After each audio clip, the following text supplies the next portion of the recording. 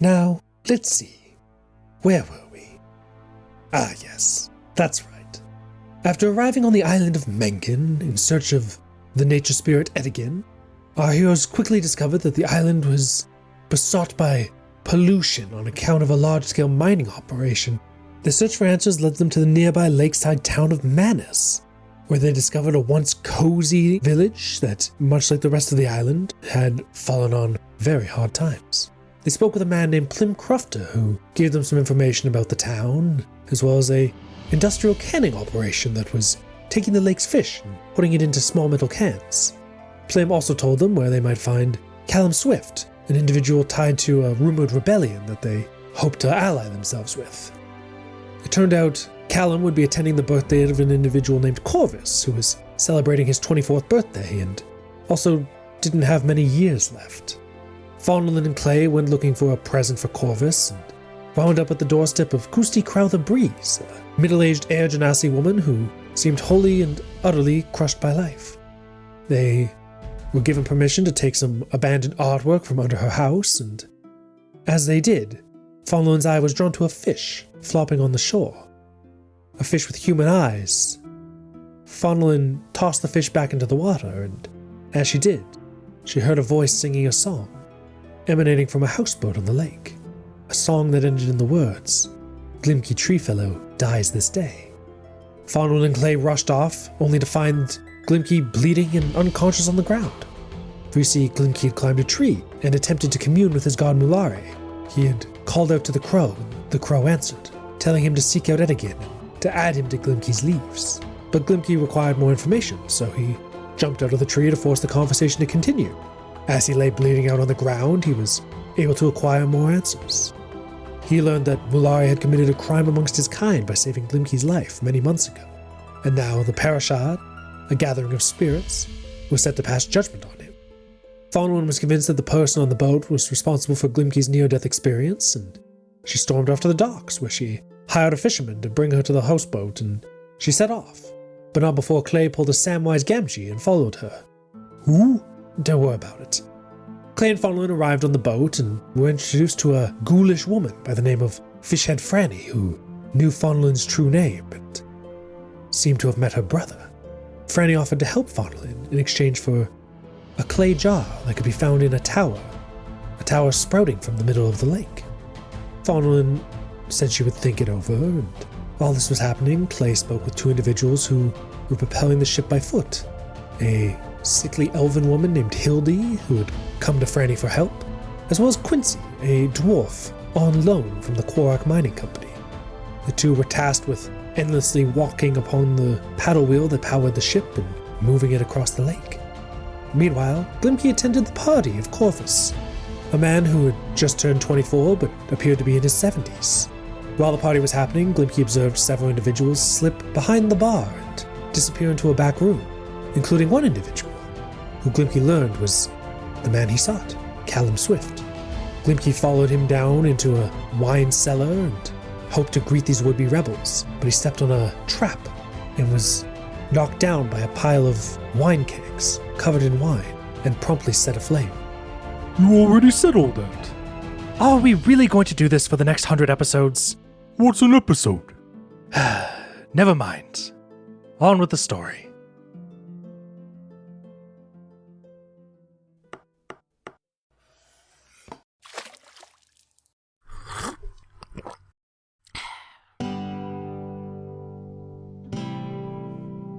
Come gather round, travelers, and sit on the stoop. We'll tell you a story about Bard Soup. Three lovable scamps in our traveling troupe. We'll tell you a story about Bard Soup.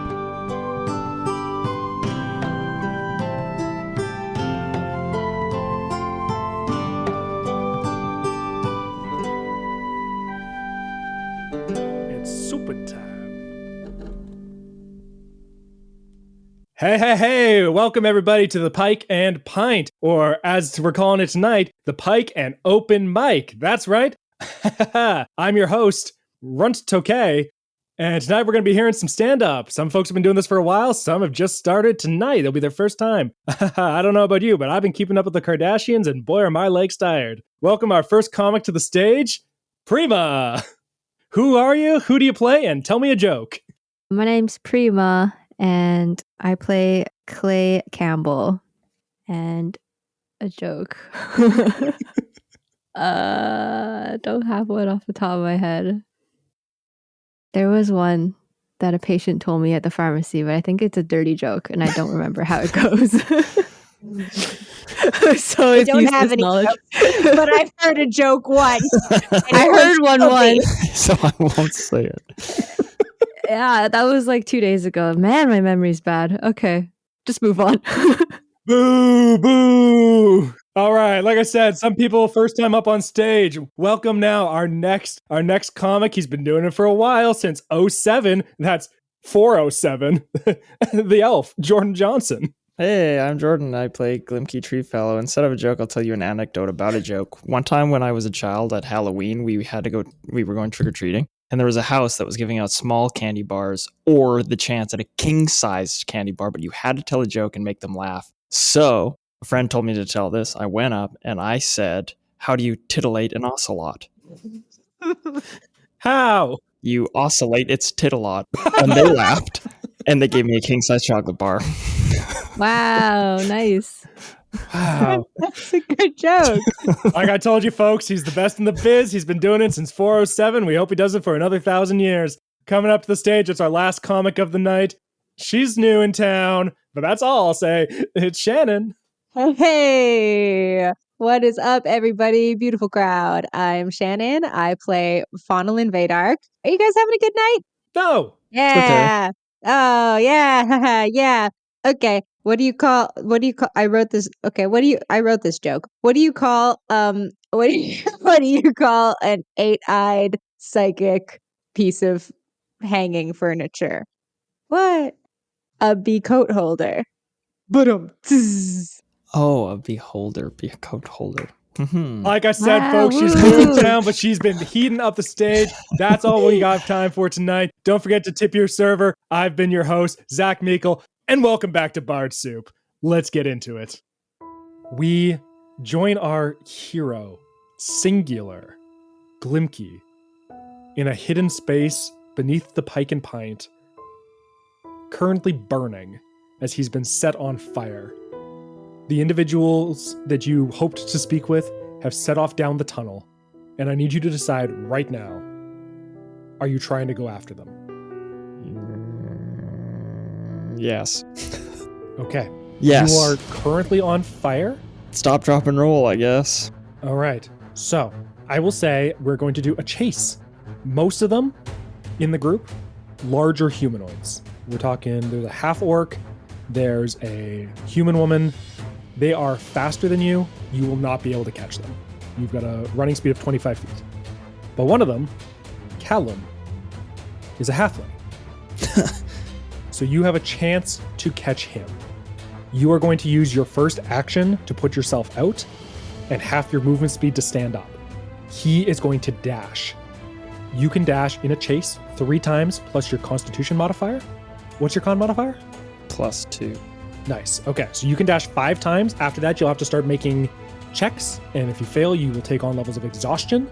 So Callum's going to set off. He is going to go 50 feet down this tunnel, and you've got 60 feet of dark vision. I will say you can just barely see at the very end of your periphery, you see 2 of his friends reach a ladder and start to climb it. And he's just like 10 feet short of this ladder. Okay.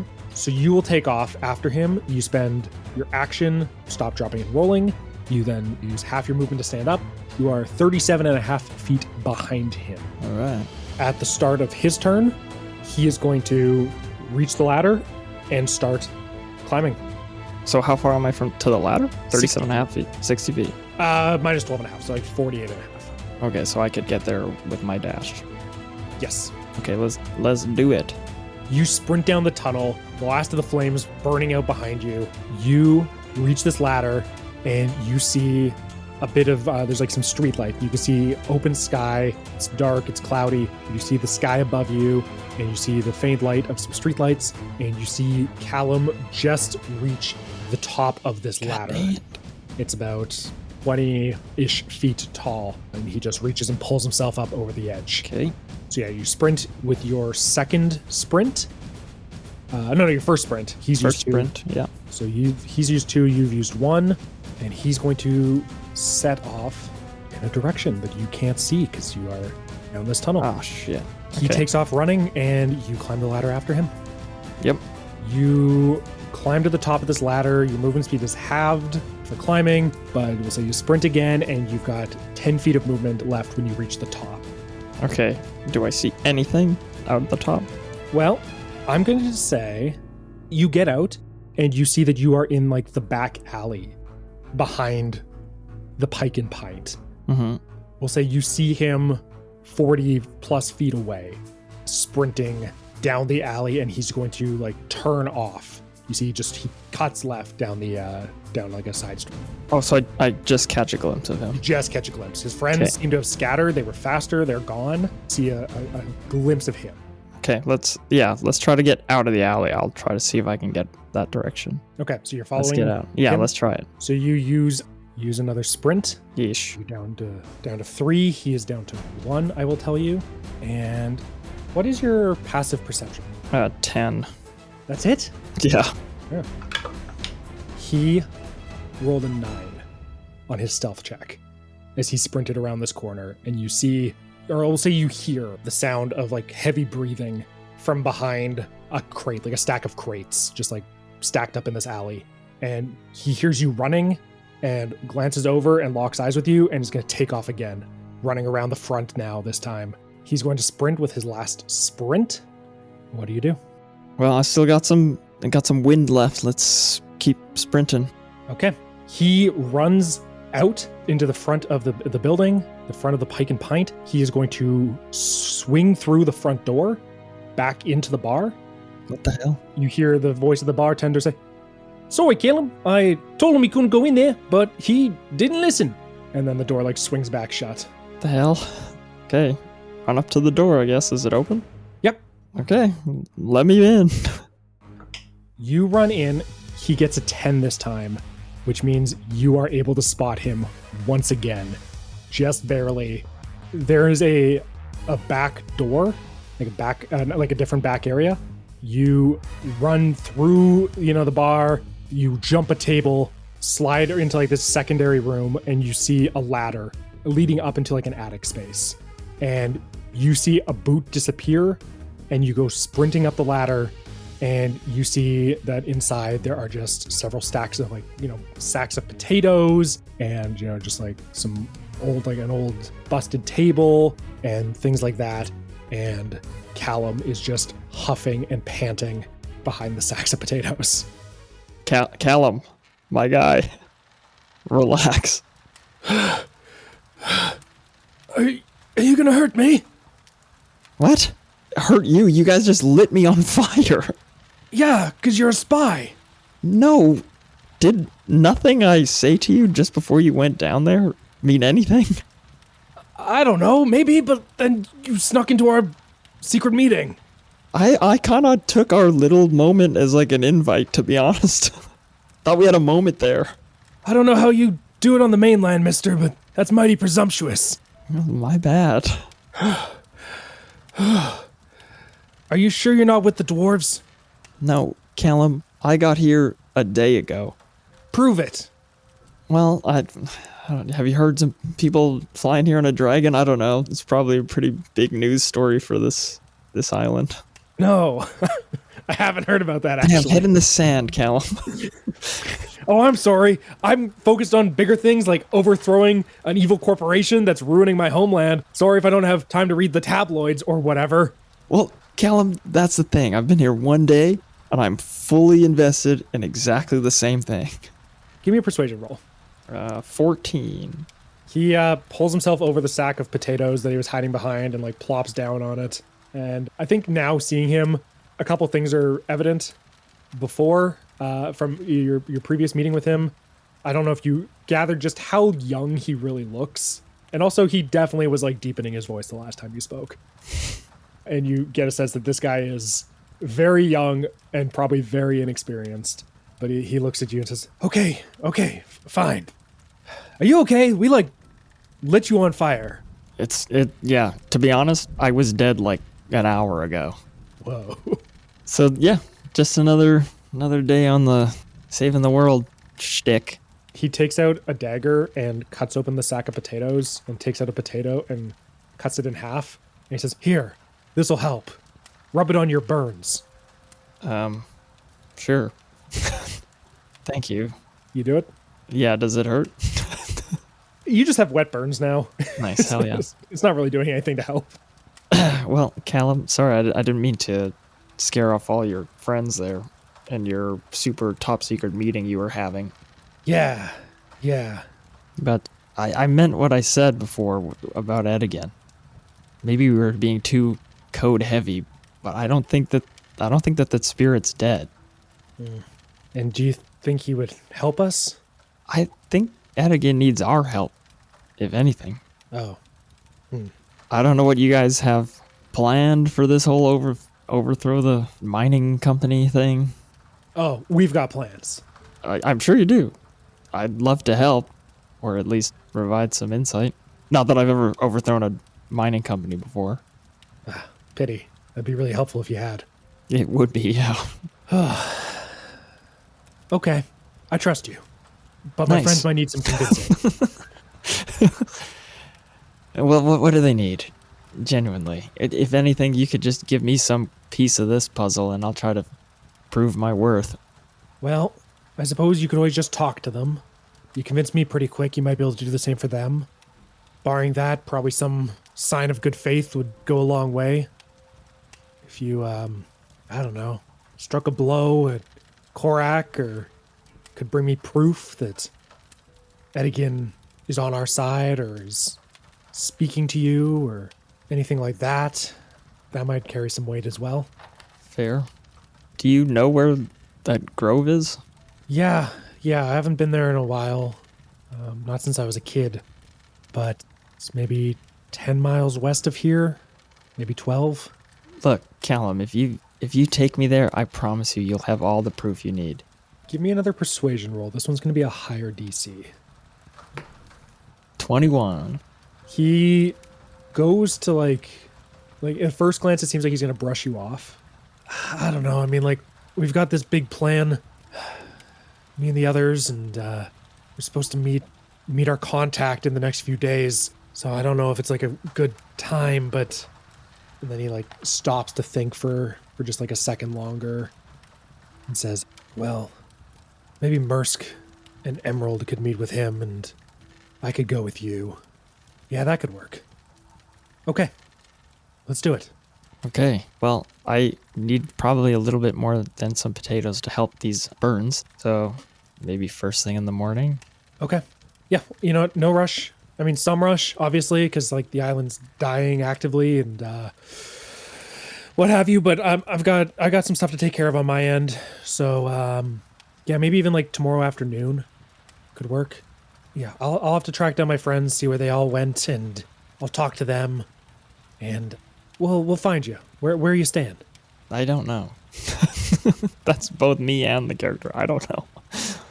Oh, well, it's not really mine to offer, but if you want, I could put in a good word with Rint, and I'm sure he'd let you sleep up here if you want. Potatoes are pretty comfy. I could make that work, yeah. Okay, perfect. I'll talk to him and let him know that you'll be staying here tonight, and yeah, okay, cool. Can you make it a +2? Sure, yeah, of course, no problem. Thanks, Cal. No problem. What was your name? Reginald Chapstick. Reginald Chapstick. Okay, cool. Nice to meet you, Reginald. Welcome to the cause. It's a pleasure to be here. You're an insurgent now. You're damn right. And he will let himself down the ladder. Sorry, Callum. Callum, wait, sorry. Yeah, I'll back up the ladder. Yeah, sorry, I thought the conversation was over. My bad. No, it was. Callum, sorry. You know what? Stop apologizing. I'm sorry. We just did we just got off on the right foot, and I honestly, I would hate to leave it off on an element of distrust, but I just met you. My name's not Reginald Chapstick. That was a silly call. Oh. My name's Glimki Treefellow, and I'm from dwells. Okay. It's funny that you said we got things off on the right foot because moments ago my friend lit you on fire. But I'm glad you think so. I meant specifically you and I. Oh, okay, yeah. We'll take Emerald out of the equation. Well, Glimki from Dwells, it's nice to meet you. I'm Callum from Mengen. Now I know your true name, so you're bound to me or whatever. Just Something kidding. like that. I'm not a wizard. Yeah. All right, get out of here, Callum. Okay. Good night, Glimki. Good night. And he lets himself down the ladder, and you hear a conversation between him and the bartender, and you are left alone. Nice. I cut open another potato and started rubbing it on the rest of my burns. Perfect. So we see Faunalyn and Clay. You were let off at a dock. It seems to be newer, given the receded water levels. It stretches further out into the lake, and the houseboat, the paddle boat, the Callie Marie stops. The two individuals at the back of the ship get a moment's rest, and you step off onto the dock before they start walking again, propelling the ship off into the night. And the two of you are left alone. Okay, Clay, what did you make of all that? Well, one of the people that were working on the ship was actually a dwarf from the Korak Company. Apparently the Korak Company made some sort of deal with that lady. Lady? Did you learn anything from going into her cabin? I was kind of sizing her up. We didn't get to the meat of anything. I wanted to talk to you and Glimki before I entered into any kind of negotiations with her. It is interesting to me that... So this dwarf is like, what, on loan from the Korak Mining Company? Yeah. So they're getting something from her. Or they have been. Or maybe Yeah, they're I just think so. appeasing her, keeping her away. I don't really know. He didn't seem to know anything else. I don't remember if he said he was working for her for a year or more. And then the other person had made a deal with the fishhead lady. She's gone illness, and apparently fishhead Franny can turn people into elves to prolong their life. That's interesting. Yeah. My God, could she turn you and Glimki into elves? And then we could be friends for 800 years. But then we'd have to work on her boat for like 7 years or whatever. No, we just need to get some sap to do it for us. Dwarf style. Do you want to be You want an elf to- today? Not particularly. Hildy didn't seem to be enjoying it, at least. Is Hildy the nouveau elf? Yeah. It's not a very elven name. She'll be wanting to choose another one. I think that's the name that she's got, I guess. Like, just imagine, like, you roll up to a party and it's like, here's Ferideth Thrillwin, it's Faunalyn Vaydark, and Hildy of the boat, you know? She definitely needs a new... Oh, look, it's Shore. Oh. Sorry. Just as you walking along the dock, you step foot on solid ground and you're like, oh, we've made it.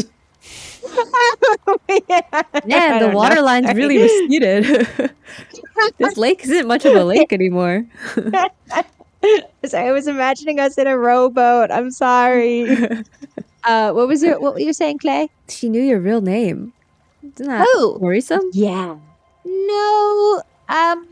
Honestly, paradoxically, I find it a bit comforting because that's not something she could have learned easily, which means she's got the goods. You know what I mean? Like, it's not like I have that written down in a diary for someone to rifle through and hand over.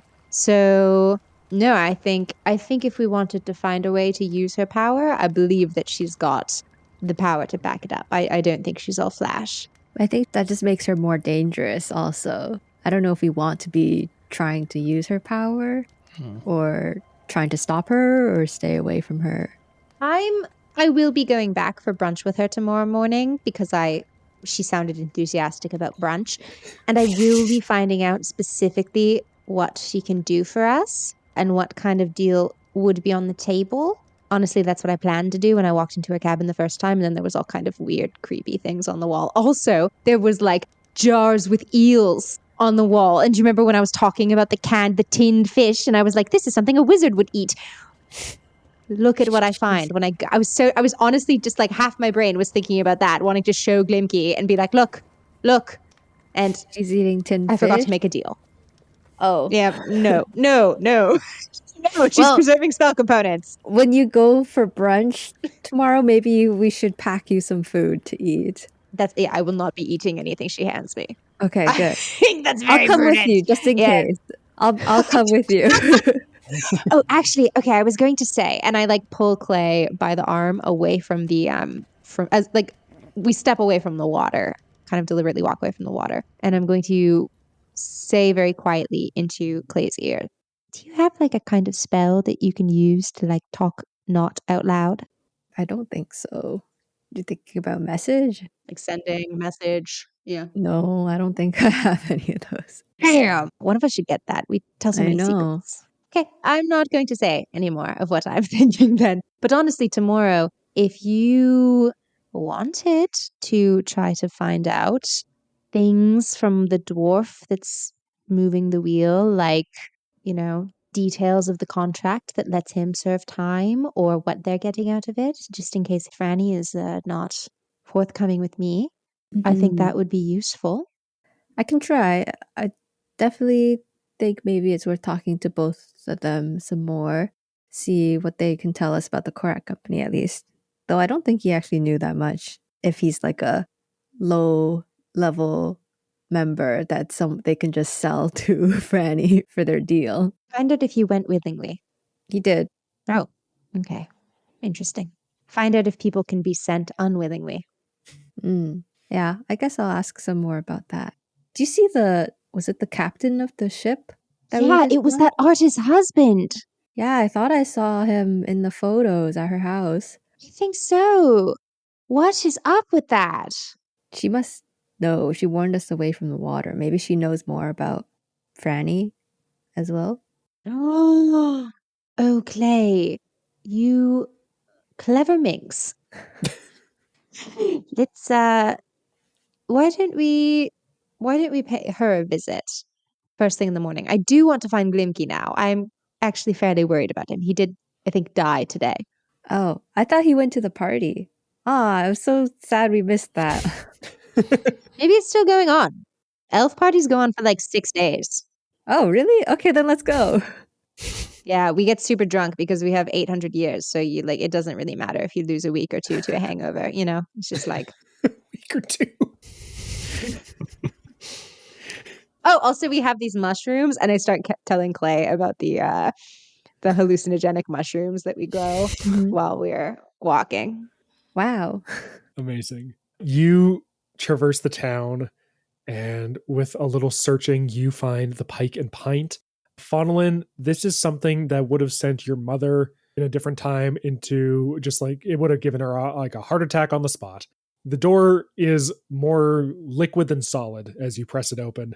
And you see that the bar has quieted down. There's just a few old timers drinking in one of the room's many corners. And there is a lizard folk bartender with gray scales and orange dots.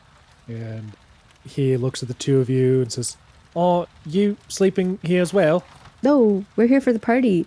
"Oh, sorry, party's over." Oh, already? Yeah, well, It's only the first we're in day. for a couple hours, and then Corvus he gets real sleepy when the sun explodes, so didn't want to stay out too late. Oh, I guess me too. That's a shame. How old is he? I turned 24 today. Faunalyn knows that he's like an old man, though, right? I guess you heard he didn't have many years left, Yeah. and then you did not see his actual physical appearance. And then Clay on the boat, Hildy said that the last time she saw him, he looked 70. Yeah. I heard he went into the tower and came out older, Yeah. Are you saying that out loud? I guess.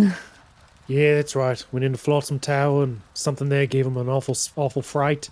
And he aged 50 years in an instant. Wow. What could do that to a person? Yeah. Something real spooky, I suppose. That's so sad. Has it happened to anyone else? To the best of my knowledge, Corvus is the only one to come out like that. Several have come out with various injuries. A few haven't come out at all. It's a real scary place. Why is everyone going in? Everybody goes in? I wouldn't say everybody goes in. Some people have gone in over the years. You know why Corvus went in? Mm-hmm. He kind of gets down, like leans on the bar, leans towards you, starts to speak in a softer tone. I'm not sure exactly what was the inciting motivation.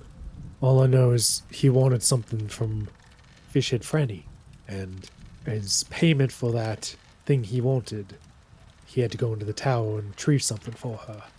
And, I guess he wasn't successful.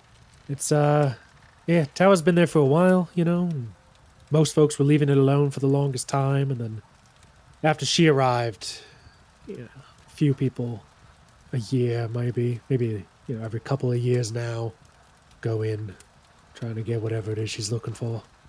And how long has she been here for? Whew. Well, longer than I have. And I've been here 8. As long as the Korak Company? Oh, they've been here longer than that as well. I think they've been here like 20-ish. And I will say, Glimki, while you are rubbing potatoes on your skin, you hear this conversation from down below. Glimki starts climbing down the ladder. Hello. Juicy.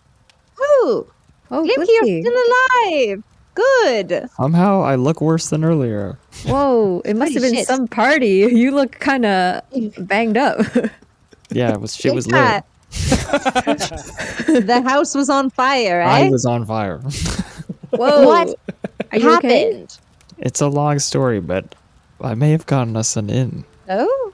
Did you meet Callum? An inn, I-N-N. We can sleep upstairs. Oh, awesome. Ew. Cue the air horns. Finger gun the bartender. Yeah, blinks and you see his eyelids. They move sideways. Okay, well, sorry, what's this guy's name again? Oh, Rint Tokay. Happy to meet you. Rint Tokay. No, Rint Tokay. Rint Tokay. That's right. Tokay Dokay.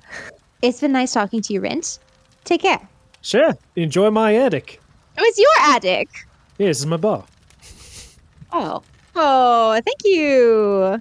I don't like how your tone just shifted. Honestly, I was fine with everything you'd said before, but now it seems like you're reevaluating me in a way that I don't particularly care for. Suddenly, a new worth. Oh, an owner of business and property. Oh, you may be of value to me. Well, good night.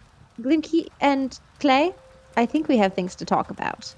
Shall we retire? Me and the potatoes. Let's head upstairs. Let's go. Also, Glimki, give me those clothes. I am going to sew them tonight. You cannot be walking around looking like a burn victim. Okay. Yeah, let me treat some of those wounds. Hey, if you insist. So we go upstairs and Faunalyn starts stitching Glimki's clothes back to try to make them look nicer. And Clay's doing first aid. Aw, we're still friends, guys. I peel the potatoes and start wrapping it around like a Band-Aid. Glimki just has potatoes strapped to him. Yeah. Wow, Glimki, your muscles look ridiculous today. Have you been working out? No, quite the opposite. I spent half of today unconscious, I think. Whoa. Faunalyn does hand back your pants, and they are several inches shorter now, but they look pretty good. I've got capris on now. Yeah. Oh, we're on a tropical island. You should be dressed for the summer. Ankles are cold. Okay, we'll give them back then. Can you knit me longer socks to meet them? I can do better. And Faunalyn will take some lace trim that she has and add 3 inches of lace to the cuff of your pants. Oh, that's sick. I love that. Isn't that sick? Yeah, Thank that's you. a This look. is so sick. Wow, you look really I've got festive doily cuffs on my pants. now. Yes, exactly. I love it. Yes, precisely. Good. I'm so glad. This will go over well with the insurgents. I'll wrap more potato skins. Yeah, I pegged them all as very fashionable individuals right before they lit me on fire.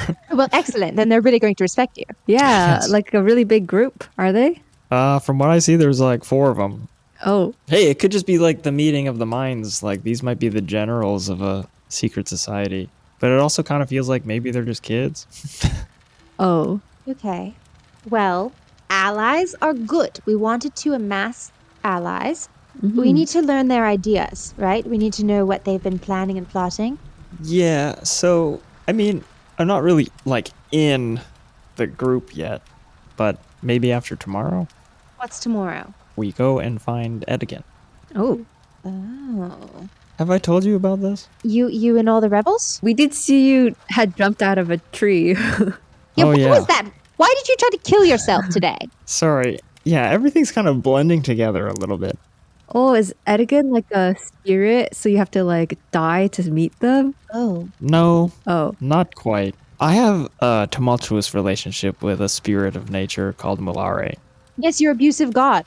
They've helped us on some occasions, but I kind of pissed them off in some other ways. Well, long story short, I think we're on good terms again, and he thinks that maybe Edigan would be worth rescuing because there's some other bigger plot of the spirits happening in the background. I don't really get it, and honestly, I don't think we need to. But what I think is important is that Edigan is still alive. It's the spirit of this island, and if anything, if we can find a way to help them, maybe we can use the power of nature to fight off this evil mining corporation. I think that's a good Okay. idea. And I love that. and at least just proving that I have some sort of connection to this spirit, I think will just solidify the relationship with this group of, I don't know what else to call them. He called them insurgents, which I thought was a weird term to just call himself, but I didn't want to call him out. That's what their Yeah, group is especially called? if they're allies. He just said, "You're an insurgent now." Oh, It's like a young adult novel protagonist. and I said, "Damn right." And I feel like maybe I didn't fully weigh the consequences of that. You are an insurgent now. That's literally the only reason we're on this island still. Oh yeah, we're fully in. Yeah. yeah. I just didn't think that it would be called that. I was looking for like Yeah. rebel. Which is the obvious one, isn't it? Insurgent feels overtly violent, Insurgent. but maybe we have to be. I don't know. That's why I was asking how you guys feel about assassination. Well, that feels like more targeted. So there is another potential ally in addition to these four rebels, the insurgents, sorry, and Edigan. And I describe what happened with Franny and on Franny's boat in like as much detail as like I tell the full story. Play helps. And I say, I have always been of the belief that if your enemy is using a weapon and that weapon is available to you, you are a fool not to wield it. I want to go back tomorrow and see what is the price of her services and what services are available. And beyond that, there's this thing with the tower. There's something in there that is worth so much to a hag. I want to say she's probably a hag. That she's sending scores of people in there, and that is the price that she extols from them. So whatever is in there is worth however many services she's rendered or been willing to render over the years. In other words, priceless. So I think we could consider whether we, as three very competent adventurers, far more competent than the 24-year-old old man down there, want to go and try to retrieve this thing, knowing that it might cost us 50 years of our lives, or worse. I'm on the fence. 50's not bad, I guess, for you. Yeah, for me. Oh, you guys could become elves. Also, that's on the table. Friends forever. I don't know if I want that. Okay, Faunalyn, who was pulling 2 friendship bracelets out of her sleeve along with her memories, shoves them back in. It's like, yeah, no, of course, I was kidding. I was joking. No, good one. What would my elf name be if Clay is not a good elf name? Clay, what's your last name? Campbell. Oh, I knew that. I did know that. Just look at the look of disgust. Campbell. I don't know if I've Hey, introduced myself full name to you. Claydegay Campbell for. That's Is your that elf pig name. Latin? No, it's Elvish. Oh. It's Elf Latin, which is the Okay. first and authoritative type of Latin. My bad. We invented and killed Latin before the dwarves even existed. Oh, damn. Yeah. The more you know. You would be Glimki True Chaperone. Yeah, I think I'm okay being me. Thanks, though. If you're sure. Yeah. Oh, you said your siblings gave you a lot of nicknames, right? Was Glimkiki one of them? Kiki is up there, yeah. Oh, it's cute! Oh, that's nice. That's hilarious. Should we be giving you nicknames? Would you feel more at home? Yeah, if you want to. It's kind of up to you. I don't get to choose them.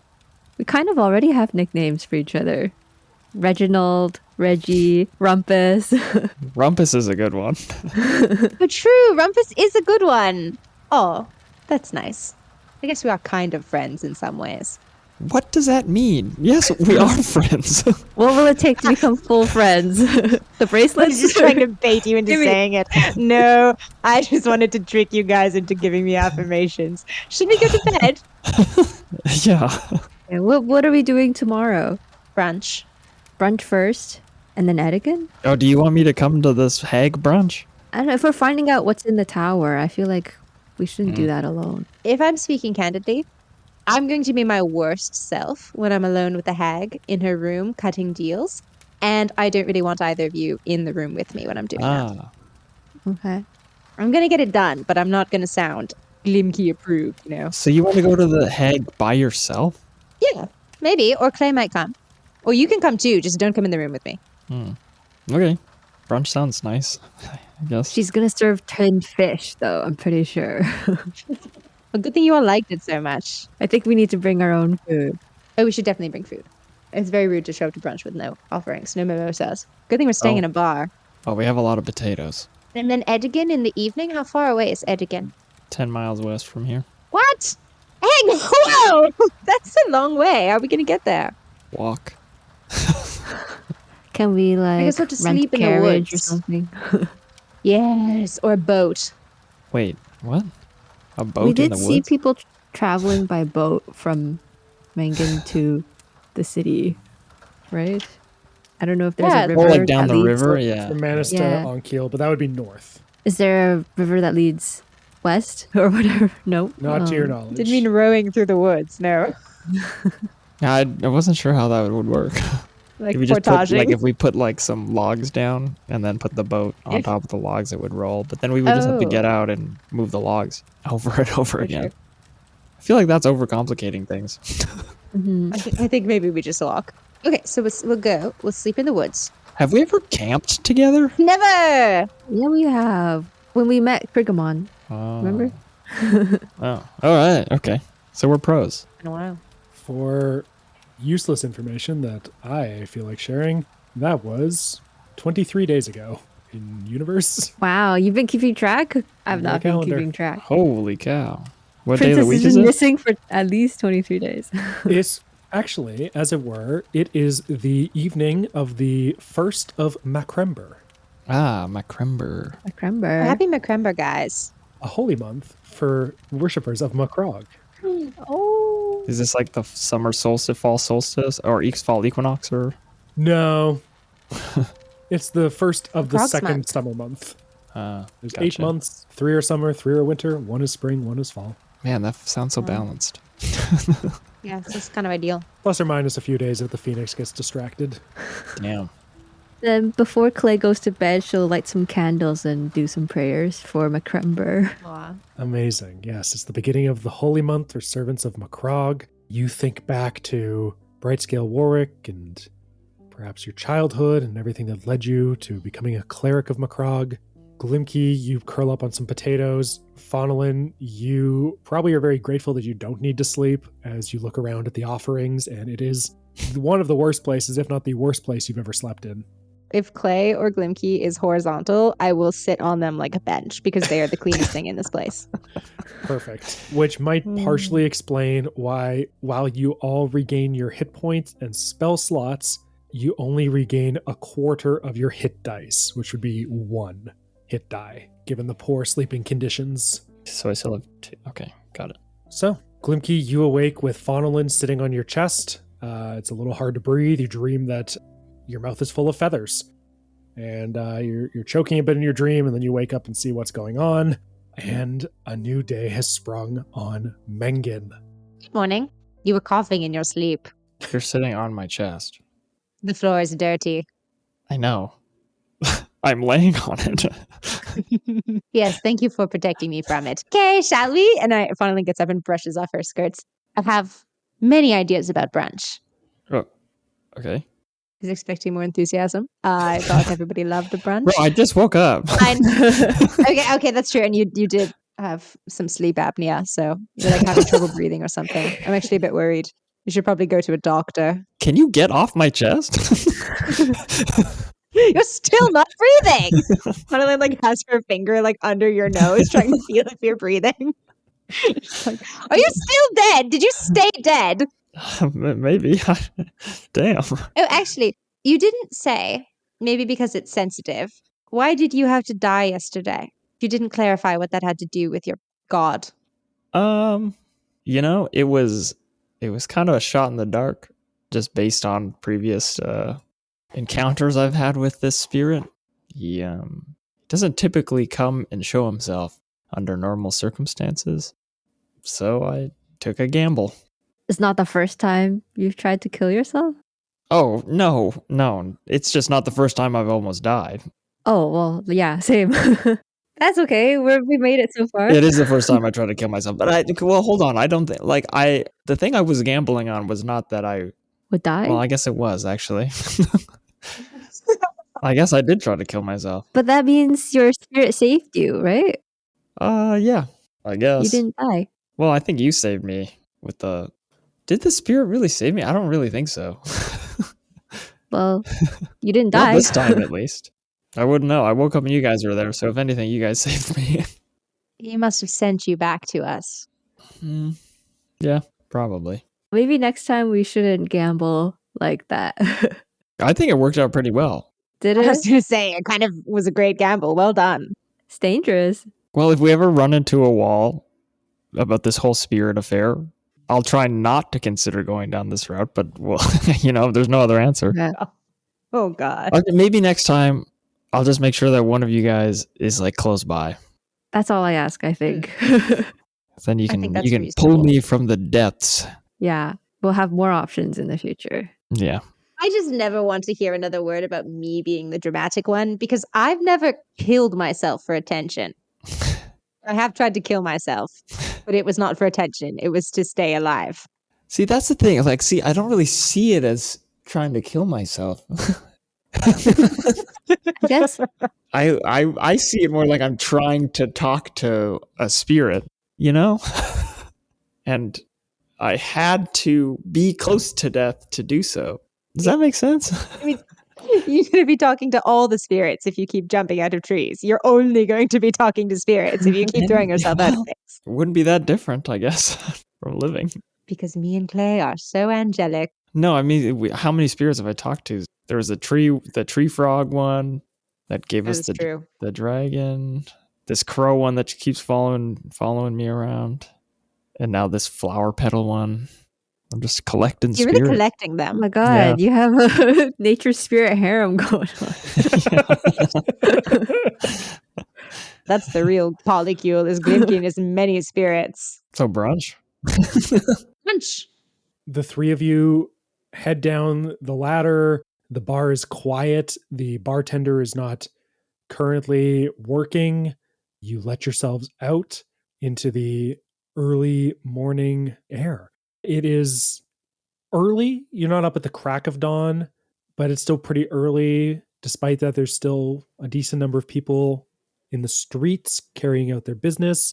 You see many, many, many boats out on the water once again, including you see kind of further out the houseboat. It's not all the way across the lake, but it's maybe 3/4. It's a decent ways away from you. Are there any fishermen about with boats? There is one, a tall, leathery man, skin tanned from many years out in the sun, and he marches up to you and says, "Where's me boat?" I guess I point at where we roped up the boat yesterday. You didn't rope up the boat yesterday. You took a ride out with him and then took a ride back with the Callie Marie. Didn't he take the boat and go, or what? He jumped out of the boat after you called her Fishhead Franny. Oh, so Fishhead Franny still has the boat. Maybe. Maybe. Clay, give me a perception roll. Okay, awesome. 17. You look out at the lake, and it was dark and hard to see last night, but you look to where you think you were picked up by Fishhead Franny, and you see a small rowboat just bobbing upon the lake near the middle of it. Oh, I see it. It's over there. Oh, for Pete's sake, why'd you leave it there? You left it there. Oh, well, you were going to get me turned into a frog, though. Well, we didn't get turned into frogs. No, you got turned into a cow. And he is going to stomp off. Whoa! What the hell? MK is a cow person. That's, he calls it like he sees it. Wow. Damn, that's crazy. That's crazy. Kind of hope Franny does turn him into a frog. Yeah, damn. He kind of deserves it. You know your thing to ask her for now. Oh, so last time commandeering his boat. Faunalyn, okay, I assume Faunalyn has spent the morning picking up like brunch goods and has them in a little basket. Sure. Faunalyn is going to foist the basket aloft and shout across the water, "It's brunch time! We got mimosas!" And do like a little shimmy. She assumes, does her voice carry sufficiently across the water? No. Okay, everybody on 3, it's brunch time. We've got mimosas. Hey, wait. I cast thaumaturgy. Your voice booms up to 3 times as loud for 1 minute. I just shout, "Is this thing on? Franny! We're ready for brunch! We have mimosas!" A fish on the shore flops and turns itself towards you. Be right there. Thank you. And you see the paddle wheel turns and the boat begins to direct itself towards you. And it takes a while. You know that the boat is entirely powered by 2 people just walking upon it, Flintstone style. And it takes a while, but eventually it comes to a stop at the dock where you were let off yesterday. Flintstone style is such a crazy way to describe the literal torture method that you've concocted, that you yourself has concocted.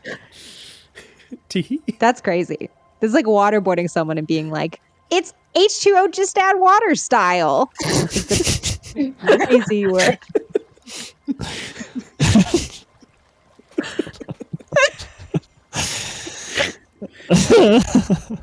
That's a good point. I will reflect on that. Glimki, you see this boat up close for the first time. It looks maybe different in the daytime, but not better. It is this long houseboat with peeling paint, kind of a central structure upon these pontoons, a large paddle wheel at the back. You see that at the front there is a single wheel for steering and an individual wearing a long, almost like a trench coat with a large hat, collar pushed up, is piloting it. They're wearing these dark gloves. You see countless fishing rods sticking out in all directions. And yeah, you see a dwarf and a young elf standing upon the back of the ship, pushing the wheel. Something that perhaps you didn't see last night, Clay and Faunalyn, is a large snake curled up on the top of the structure, of the central structure, the building on the boat. It seems to be a python or something larger, boa constrictor perhaps, just sort of curled up, and as the boat comes to a stop, it lifts its head and flicks its tongue out at you, and then goes back to sunning itself. The door to Franny's office swings open, and from inside you hear a voice. Come in, dear. Come in and bring your friends. This is my friend Glimki. You haven't met before. So glad to introduce you to. Hi. I've heard so much about you. I hope good things. Are we sure about this? Yeah, it's great. No. A long nailed fingers, like a series of long nailed fingers, wrap themselves around the doorframe, and this head pulls itself into view. Still somewhat masked in shadow. There's no light inside the office, but you see just like this pale skin and this large dark eye peer out at you. You're causing quite the stir amongst the spirits, dear boy. I can't say it's all been good, but it's all been very interesting. Now please, please come in, come in. We're having brunch, are we not? Faunalyn, I don't think you're going in alone this time. Yeah, do you want to go ahead or? we're gonna have brunch together, and then I'll kick you guys out. It's time. Mimosas. Okay. Do you guys not like mimosas as much as I do? What is this? Not particularly. What? Okay, it's fine. We have other things too. Do you want just straight champers? We can do that. The hand withdraws.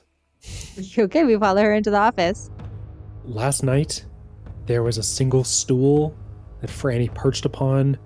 She did not offer you anywhere to sit, and as you step into her office, it is dark, and then you hear the click of a jaw opening, and light beams out from a dwarf head that's hanging from the ceiling, and you see that there is a simple, rustic table set up with 4 wicker chairs. It's very country living, and there is a assortment of food set out upon it.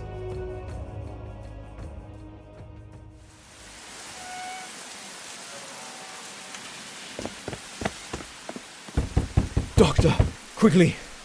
It's my son. I think he's caught a plague. Gothica Plague Worlds is a dark fantasy 5e compatible TTRPG coming to Kickstarter in November. Wander the cobbles of gaslamp lit streets inspired by the Victorian era, choosing from many new subclass archetypes or even one of the brand new classes. Gothica Plague Worlds is a complete package with new mechanics, storylines, and a diseased world ready for your next campaign. Your boy should be fine. You, however, do not look so good. Let me take a closer look. No, don't come any closer. It's too late for me, Doctor. Bolt your door, and do not open it. Goodbye, boy.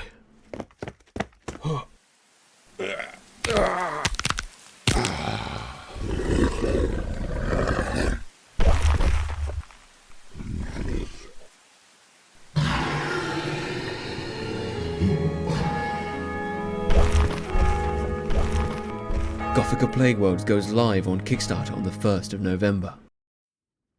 Okay, now is the time to ask the question, what does Faunalyn know about hags? Give me a history or arcana roll. My arcana is a 0, and my history is a 0. Excellent. Oh, I was so wanting a good roll. I got a 5. Let me see if I can add anything to that somehow, specially. Oh, can I give you guidance? What is guidance going to do for me? Can it? Oh, it doesn't help with checks? It does. Do I have guidance? Let me check. I thought I had. Oh, yeah, it's a cantrip. There it is. So you can add a d4. So I could get up to a 9? Yeah, or you can That's get a a 6. 6. It's a 7. No, thanks, bro. That's a There 7. you go. Yeah, we will say Clay rests their hand upon Faunalyn's shoulder just before you step onto the boat and cast guidance. You use that guidance to make this history check. And I think with a 7, the extent of your practical knowledge is that which you acquired through bedtime stories. Hags are strange women living in the woods, offering tricky little treats to boys and girls who cross their paths. They're something to be avoided or shoved into an oven. And I don't think you have much practical knowledge beyond that. You've not met a hag in your travels, at least not one that you are aware of specifically. But I would say you, probably in your own way, I imagine, enjoyed those stories to some extent as a child. Your brother loved them. Does my brother have a deal with this specific hag? I would like to look around the room and see whether there's any kind of like filing system. Yeah, you glance around. Like I said, it's still dark in here. There's not much you can see clearly. It's almost like the shadows in the corners are like darker and thicker than you would expect. You've got dark vision and there's a light source in here, but even then it seems like the shadows kind of reach and move, swaying with the ship's movement, but not in sync with it. And like I said, there's this table in the center. You see that there is various dishes set out. There is a fish head. It's like she carved out the meat in the middle and just left the head and the tail. Dear God. There is a plate of entrails. a bowl of fish eyes, Yum. and a pitcher, like a clear glass pitcher with a dark, briny liquid inside. That actually does sound kind of good.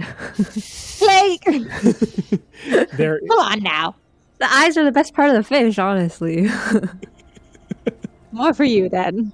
you look around. You do not see a filing cabinet. You do not see an inventory, a large list on the wall, a bunch of faces with red string drawn together.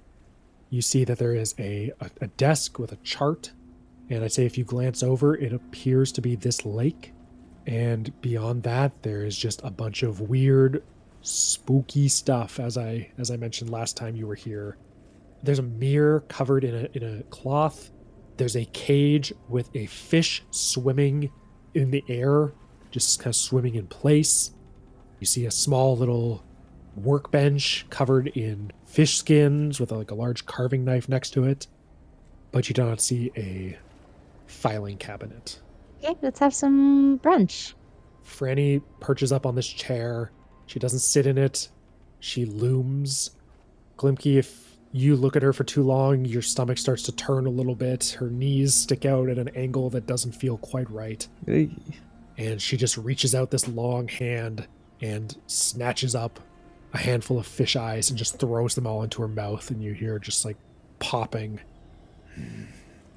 Help yourselves. We have bones and guts and eyes and blood. Okay. Oh, we brought potatoes too. Oh yeah, the potatoes. I forgot. And mimosas. Yeah. Potatoes and mimosas. Poor offerings to bring to a host's brunch. Potatoes are great. They're so versatile. You could have them like so many different ways. There's like Hasselback. We do scalloped. Hash browns. How did you prepare them? Oh, we didn't. These are just potatoes. It's almost like the abundance of choice, you know? Too many to decide. As Glimki just bites into it like an apple. All right, give me one. She holds out a hand. I give her one. She snatches it from you and bites in, and as she pulls it away, you see that there's several of these fishbone teeth sticking out of it. Not bad. Mm-hmm. So, the Green Knight blesses me with his presence. How kind, how interesting. And, you know, the pleasure's all mine. Thank you for having us on your boat, and I don't know what the deal is. You know, this is kind of her thing. And I just point at Faunalyn. You're no stranger to deals, though. Don't feign modesty. Doesn't behoove you. Oh, right. Yes. Deals with powerful beings. I'm already accounted for, so Yes, you thanks for the are. interest, but I'm taken. I don't think we would get along very well. No, you know what? We can agree on that. The little dragon cleric, traveling with such disreputable company. What would your dear scaling father think of that? I haven't found them to be disreputable. I think my dad would get along with them. She's sweet. I hate her. Isn't she What's sweet? with the tiefling slander here? Is this place racist? Yeah, is it? I'm starting to get an interesting undertone of this island. All of the art that's come out of it has weird subtext. Clay unrolls the art she took from that artist. Place is kind of sick in more ways than one. Franny just starts overcompensating real hard. It's not because she's a tiefling. Okay, well, if we're not going to eat, Are you not eating? which is your Fran, you're saying ominous shit to your guests instead of us all partaking in a meal together. It just makes it hard to have brunch. Help yourself. I'll stop speaking. You know what is a normal brunch activity? Is to talk mad shit about mutual friends. No. What mutual friends might we have? What about that guy, or what's his name? Striggle. Yes, Striggle. Yes, our friend. That was the guy. Oh, sheesh. Same page. What about our friend? Oh, Boontar Strigamol. Oh, Boontar, yeah. I heard he's been up to some interesting things lately. So he's ugly. Your turn, Fran. Buta, he's an enterprising young dwarf, isn't he? So industrious. So many goals, or shall we say, means to but a single goal. What is that goal? Like, does he just want to like rip this island apart? No, he would never. He loves the island. It's made him incredibly rich. So what, does he want to be like a king? His dreams are small, narrow. He just wants to make more. More and more and more. And the island burns around him, and he cannot feel the flames. So we can agree that he's a bit small-minded. Incredibly. One must dream bigger than that. Oh, I don't know. I don't agree with his motivations, but I can't argue with the results. You know, speaking of dreams, what do you dream of, Fran? Oh, my dreams are my own. I don't think I'll share them with you. I somehow doubt you to prove. Well, I'm a bit of a scoundrel. Disreputable, some might say. Some have said it recently. And it didn't even hurt my feelings because I'm so calloused by the world. And all my many misdeeds. Indeed. Seems to run in the family. You keep saying things about my brother. Do you know Dionel personally? Did I mention your brother? Yesterday. Yes. Yesterday's yesterday. But if you wish to speak of him, we can. You've met him. I have. You've made a deal with him. Perhaps. Perhaps not. What did that little twerp want from you? Information, power, money. Who can say? You all come asking sweet Fran for so much and yet so little. Alas, I would not intervene on his case regardless. He's already spoken for. And I dare not meddle where I'm unwanted. Who owns his soul? It's not my place to say, girl. But it's brunch, and we're talking mad shit about mutual acquaintances. Something older and more powerful than your mind can even comprehend. He's got friends in high places. Well, good for him. Indeed. A friend of my brother is a friend of mine. Perhaps. Quite the opportunity for you then, isn't it? You couldn't get the other thrill in. And you've gotten here now, entertaining, cutting some kind of deal with you. I guess we've eaten enough. I came here because we were interested in sourcing your help to deal with the scourge on this island. Our mutual friend, Buntar Strigamol, his heinous mining operation, and all of his destructive practices. We're willing to cut a deal with you, but we need to know what you can offer us and what it's going to cost. Price is contingent on the services sought. You wish to breathe underwater? You want some gills? Easy. Inconsequential. A small price to pay. You wish to appear as a dwarf? Harder. Might cost more. So really, I'd like to hear about your big plan to cease operations on the island, and then I'll tell you the price. Fair enough. How about the power to turn all of his sycophants against him? Something that would change their minds. And while we're at it, a dozen explosive devices that would send their machinery into complete disrepair. You know what? That sounds expensive. How about this? Allies, ammunition, access points. I'm interested in ammunition.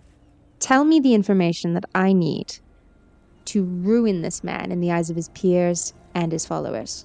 It's cheap. It's hardly anything. It's brunch and we're talking shit. That I could do. However, getting people to believe your claims, believe it's not just baseless accusation, that's harder. That requires physical evidence. I could tell you what you need to know, and I could tell you where to find it. But that will cost you. What do you want? I've been here too long. It's fun watching the island bleed. The sharks gather at the shores. But it's a big world, and I'd like to see more of it. Bring me the jar, and your ammunition is yours. You know, it's just me and my friends aren't really sure that we want to go into a tower that saps such a significant portion of your life or causes such significant harm. What's an equivalent number of years in wheel walking? I'm not sure. You see, I'm more or less at capacity. I've got my dear Captain M. I've got Hildy. I've got Quincy for the next... Well, yesterday was a year and a day. Today it's just a year. I've got wheel walkers. I've got plenty of help right now. What if we were to replace the dwarf you currently have, wheel walking, with someone who would do it for like, I don't know, 50 years? Someone. Let's talk specifics. Whoever I think deserves it. It doesn't work like that. The deal must be made willingly by everyone involved. If he's at the end of my dagger, he will choose you willingly. Come on, you like him. You said he's such an enterprising young man. Don't you want to set that enterprise to your wheel? Imagine how fast he'll walk. She digs a nail into an eyeball and just like rolls it around her thumb. I just prefer currency that I can hold. This is more of a promissory note. And that might not work as well for me. You must understand. This is a promise, an offer, but it lacks a solid foundation. How about this? You have my word that if my friends and I choose to go into the tower, and we choose to seek out the little MacGuffin that you so need, that I will not dash it upon the stones the second that I find it.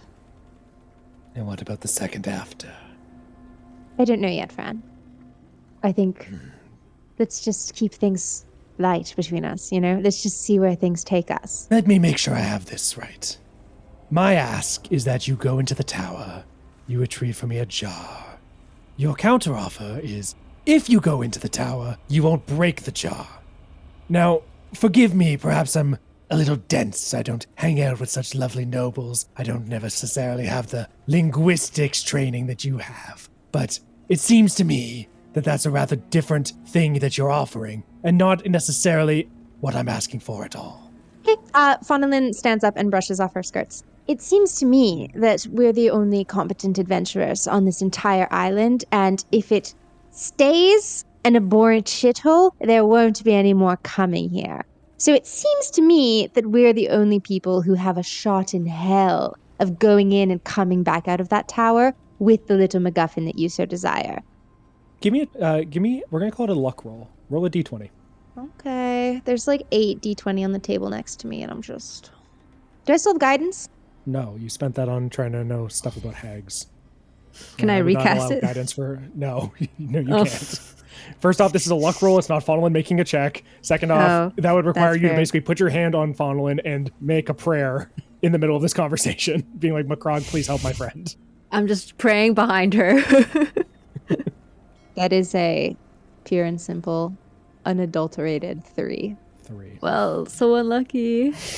Yeah. Could you believe you needed a 2? With guidance, you could have had a 7.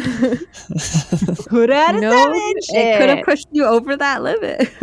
With an 11 or higher, something would have happened that probably would have given you advantage. But you stand up, make your claim. Are you trying to persuade, to intimidate? I don't think even Faunalyn thinks she could intimidate a hag. I think I would like to make an argument that this is a form of deception because Faunalyn doesn't know what her plan is. She hasn't talked to her friends. She has no idea if there's any more competent adventurers on this island. So because it's such a bluff, I would like to argue for deception because I have a +7 to deception. I will let you make a persuasion roll flat or a deception with disadvantage. Oh, shit. I'll do persuasion roll flat. Thank you for the option. Oh, okay. That's going to be a 19. 19. Did I need a 20? Was the DC 20? I'll scream if the DC was 20. I'll never tell. She leans forward. Come now. Let's not be hasty. You're making a scene in front of company. And we're having such a lovely brunch. Isn't that right, everybody? Compelling stuff. That was crazy, you two. This is a podcast. You got this. It's hard to know sometimes when we should jump in or not, because this is like very... She just asked you directly if you're having a nice... I guess the crickets is telling. Clay's praying over her potatoes. You're kind of making the ball here. I'm fists full of potatoes, like popcorn. Me and Glimki are just sitting here, like eating as silently as we can our raw potatoes. I'm sorry, it's so loud. Yeah. I should have boiled them for like 10 minutes before we got here. All right, so maybe only I'm having a good time. I'm having a great time. Regardless, you make an interesting point. This island's tearing itself apart at the foundations. I cannot accept your offer of Buntar Stregomol on credit. If you were to bring him to me, and he pledged himself a willing servant, I would gladly help you. If you wish to offer, And she looks around the table. someone else, then we would be in business. Otherwise, the tower is always calling. How about this? I will serve you for 50 years. Unless I offer you a willing, however coerced that willingness may be, willing substitute.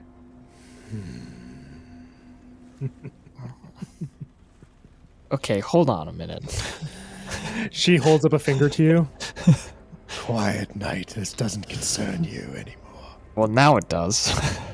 Faunalyn, how could you possibly convince Buntar to offer himself, or somebody to offer themselves? You're really going to risk 50 years of your life? I know you live a long time, but what are we going to do for 50 years? Just wait around? Clay will be dead. Yeah, most likely. If the choice is between bleeding out on the floor of his gauche town hall or going for a little walk to the water and then walking on the water, he'll choose the sensible thing. And then in 50 years' time, he'll be free to go try to ruin another island, assuming he can still walk.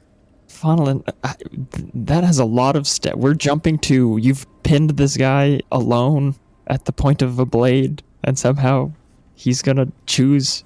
There's a lot of things that need to happen between them. This guy runs a massive mining operation with guards and an armed facility that we don't even know what goes on in there.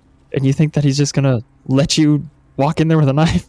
It's a massive operation, which means somewhere in there, after we bring it down, and we've got all of the villains lined up, there will be one of them willing to take a 50-year plea before the guillotine falls. So how does this deal help us take it down?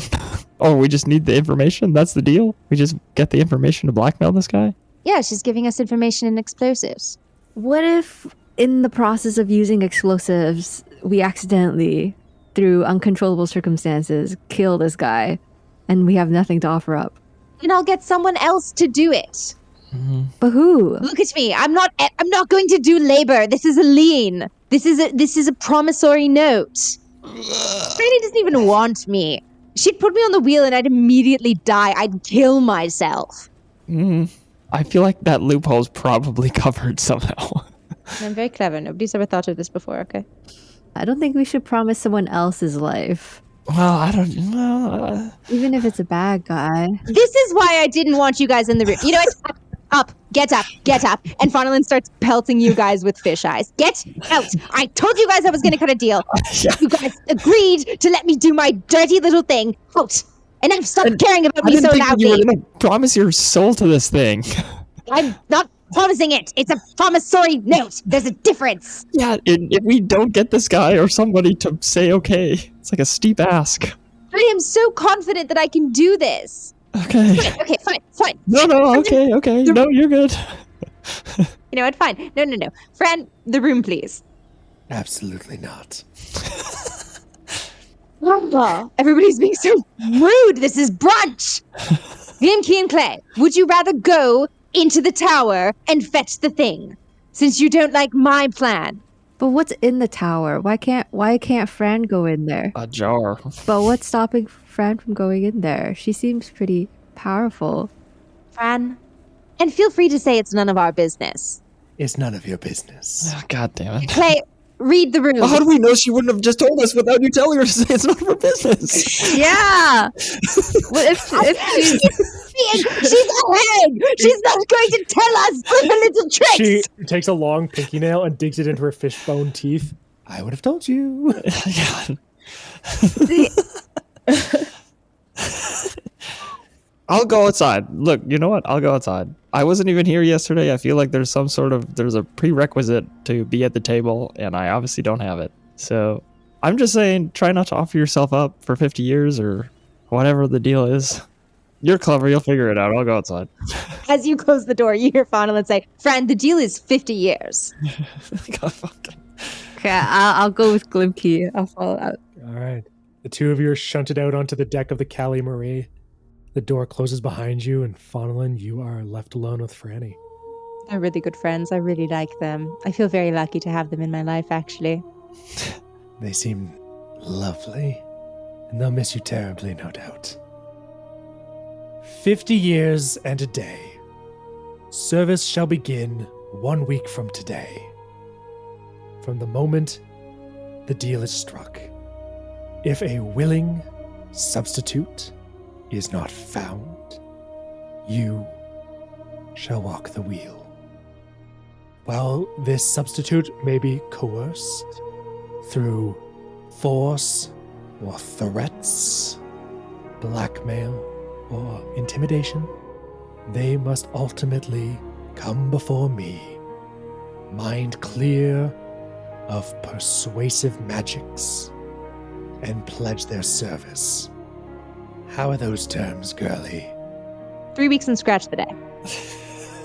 Because I think the day, respectfully, you're a clever girl. I'm pretty sure that day is going to be some hag, tricky bullshit where you're like, it's a day, and the day, it's always today, which means you have to work for me forever. So scratch the day. I don't care if it's your motif. And 3 weeks. 2 weeks, and we scratch the day. Deal. She holds out a long, boned hand. Faunalyn shakes it. Fuck. As you grab her hand, her nails dig into your skin, drawing a drop of blood that spills upon the table. Wonderful. Now I believe you were promised some information, some ammunition. Oh my God. It better be fucking good, Franny. These bombs better be like nuclear. Fran, it better be fucking good or I'm going in that tower. I'm shitting in that jar. Okay, Fran, so it better be good. If you want to retrieve the jar on top of this, I won't say no. Buntar Strigamol came to this island many years ago, before mining operations commenced. He sought to open a mine. He'd heard of the precious gems and jewels that could be found in the caves on the island, and he wanted to dig. But the governor, Phaedra Famata, would not allow him. She claimed that it could hurt the island's nature spirit, and again, that it could disrupt the very foundations of the island, cause it to shake apart or sink into the sea. And so she refused him. And she refused him. And she refused him. The people's artist, beloved by all, would not allow the Korak Mining Company to break ground on Mengen.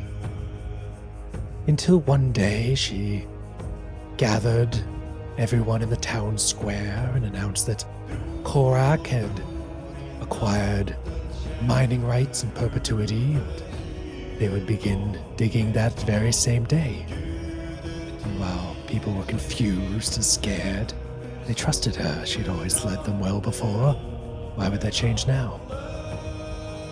You will find, hidden behind a portrait, hidden in a safe, tucked away in Buntar Sturgamal's office, a contract, an agreement signed between him and Van K. Haven, an agreement to take care of a certain difficult governor. Give me a history roll. And I'm going to say before you do, I think given your personal background, you can make this with advantage. Thank you. Heyo. I really cannot roll for. That's a 12. When you were a child, in the years before things got bad, you overheard a conversation between your father and someone you're not sure, you never saw their face. But the conversation involved the death of a noble of another family, and not just a death, but an alleged assassination. And the term Van K. Haven came up in that conversation. And I would say in the years since, you have heard bits and pieces here, and you have pieced together that Van K. Haven is an island somewhere in the northern half of the Elsween Sea, home to an elusive and mysterious order of assassins. And perhaps you might think, or you might wonder, because I believe you know, that Phaedra Famata is not dead. She is reviled, but she is still the elected ruler of the island. And so perhaps Faunalyn might wonder, what a contract between Buntar Strigabol and an order of assassins involving Phaedra Famata could involve if she is still alive. If you find that contract and you show it to the people of the island, even those numb sheep will rise up. There's your ammunition. Okay, that was pretty good. I'll hold off on shitting in the jar for now. What are you giving the Korak Mining Company? Why do they send you a tribute? Goods and services. And ultimately my own business. Okay, I'm gonna go shit in the jar. Bye, Franny. Best of luck. Don't forget to wipe. I guess she stops in the doorway. I assume you understand the basic premises of contract law, which is that obviously an agreement is null and void if it is entered into under circumstances wherein one party is unable to fulfill the spirit of the contract, the terms under which the contract was entered into. And if you're helping the mining company in a way that I can't surmount with what I've just pledged to you, well, it would surely render our agreement null and void. So we might as well clear it up now. If you want to get into contract law, girl, we can talk about clauses and subclauses all night long. I would love to. But I'm afraid you're running out of time. And she gestures up to a clock on the wall that has a picture of your face. And it says 15 days, 23 hours, 59 minutes, 59 seconds, 58 seconds, 57 seconds. There's nothing in Buntar's office that I've provided that should give you too much trouble, if you're as competent as you seem to think you are. And if you're not, then I pray that you're better at walking than you are at thieving. Maybe the boat's going in circles for 50 years. Enjoy the mimosas. And I head out. Captain M, return them home. And as you stand on the deck of the ship, it wraps around through the morning air before eventually depositing you back at the dock where you were picked up. You guys gonna talk to the wheel walkers? No, Glimki and Clay have been talking in detail about how we're going to kill this thing if it goes south. Yeah. And we've been doing it entirely with gestures and nods silently. We understand each other perfectly. Oh, before I get off the ship, though, Captain M is Kusti Cloudbreeze's husband, right? As far as you know. I have a piece of her artwork. I just want to slip it to him before I get off the boat. Oh. See if that triggers anything. Okay. You walk to the front of the ship as it's coming into dock, and you hand him this rolled up scroll. It's slightly dampened, but it's had a chance to dry out overnight. And he turns to look at you as you hold it out. And as he does, you can see his face clearly in the light of day. This man is a zombie. Oh. His eyes are yellow and opaque. His jaw hangs slack. His teeth are rotting. The skin is dried and taut. But as you hold the scroll out, he takes it. And then slams it down onto the wheel, pulls it open with jerky motions. If you'd like, you may make an insight roll. Yes. What does Clay know about zombies also? Are they this is the first time she's seen one? Probably. Insight. 13? With a 13, you don't see any look of recognition as the artwork slips through his hand, landing on the deck beside him. As far as general knowledge about zombies, you would know that they are undead, that they are largely enemies of good, honest folk everywhere, an affront to the gods and their absolute dominion over life and death. That is why clerics, even of low levels, have the ability to turn them, rebuke them, usher them away from civilized spaces. Is there a way to put them to rest? How are they created? Give me a religion roll with advantage. Ooh, my religion's so bad. Okay, it's a 16 for the first one and a 15 for the second one. Plus my religion, which is -1, so 15. I will say, you have seen a zombie. When you were young and being taught by Warwick Hummold, he took you to a cemetery in Erdenine, and your task for the day was to clean headstones, tidy up plots, scrub the lichens out of the letters on graves. And as you were doing so, the ground began to move and quake ever so slightly beneath you before a hand burst forth from the ground, and a zombie pulled itself up and started lurching towards you. And Warwick said a prayer to Macrog, and you watched as divine fire emitted from his fingertips and from the amulet he wore around his neck and consumed the zombie in this divine fire, burning it to ash.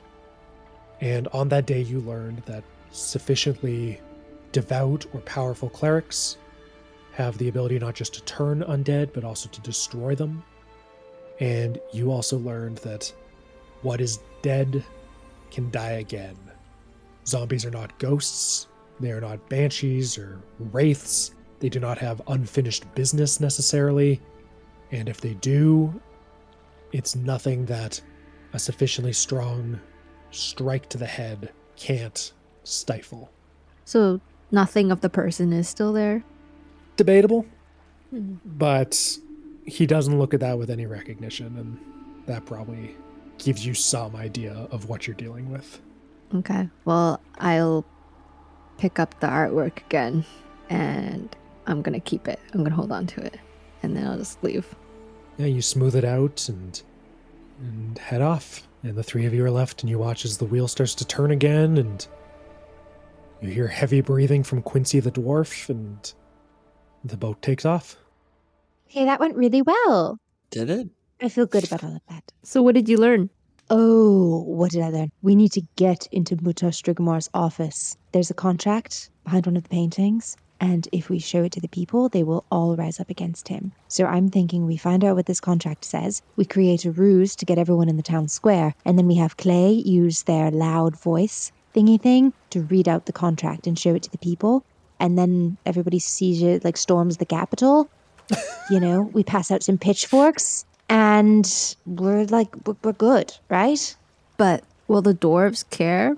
The people will care. No, probably not. We'll have to take care of that separately. But I've got ideas. I'm sure you guys have ideas. But there's so many dwarves.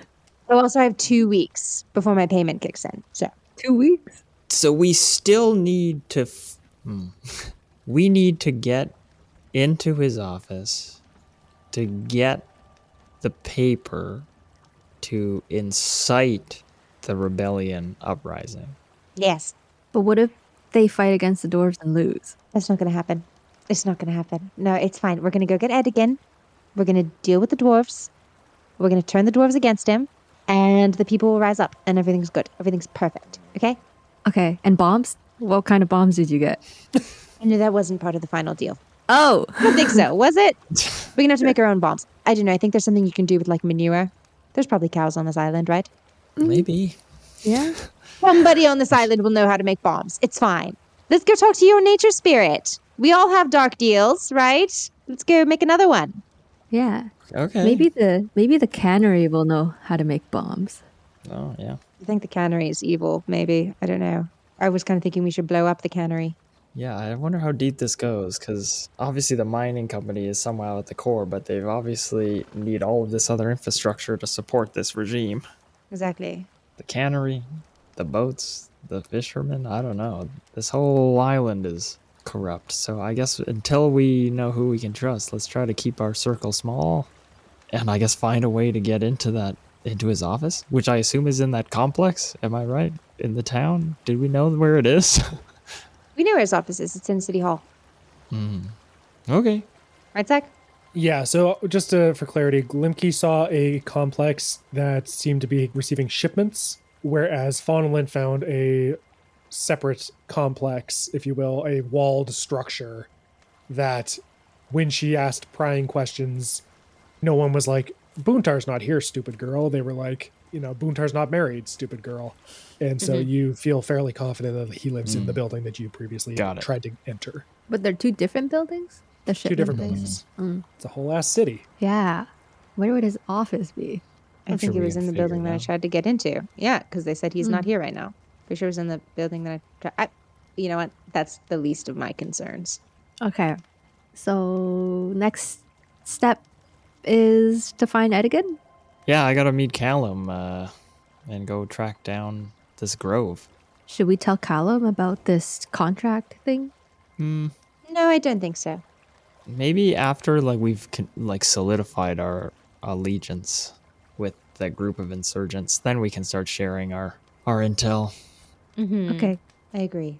So, I will say you step off the dock, and as you're walking through the streets, a hooded figure coming up to Clay's hip, maybe just a little past, whispers at you from an alleyway. Hey, Glimki! Psst! Over here! Hello? Hey! It's me, Callum! No, I know, Callum. Hi. Are these your friends? These are, yes, my friends. This is Faunalyn and Clay. Hi. This is Callum. Hey, I'm Callum. Hi. Nice to meet you. I'm Clay. Hi, I'm Callum. Yeah, sorry to miss the party got that. yesterday. Oh, it was really good. You should have been there. Corvus was so happy. Well, maybe actually you shouldn't have been there because you don't know Corvus, do you? We heard it was his birthday. We wanted to celebrate. Oh, that's nice. Yeah, it was his birthday, and yeah, you should have. It might have been his last. Damn. You ready to head off? You bet. Let's try to find this spirit. Hopefully, these visions or visits I've been having are real. Okay. Yeah. Hope so. Took some real convincing of my crew that this was a good idea, and well, yeah. Well, hopefully they can take care of business without me. They're splitting it up. They're going to meet your contact. Yeah. They're gonna meet with him and see if they can get their hands on some goods we need, so to speak. Bombs? Explosives? No. Oh. Yes. Oh, yes! Callum! That is such good news because explosives are honestly the piece of the puzzle that was missing. Who told you we were trying to get explosives? No, I intuited it because I was trying to get explosives. Bombs are good. Yeah. I think, well, it's blasting powder from the mines. We've got a contact who's willing to sell to us. Excellent. Someone from within the Korak company? Yeah, that's right. Oh, nice. Whoa, hold on. Your friends are going to go meet a contact from the Korak company that you are buying explosive powder from?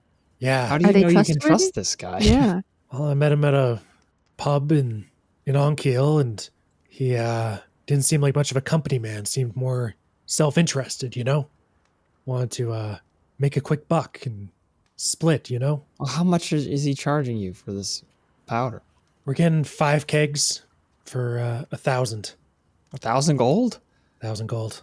You guys have 1,000 gold? No, that's the first part of their mission, is to convince a wealthy benefactor in the city to Okay. give us some money, and then use that money, flip it into blasting powder. Right. Okay.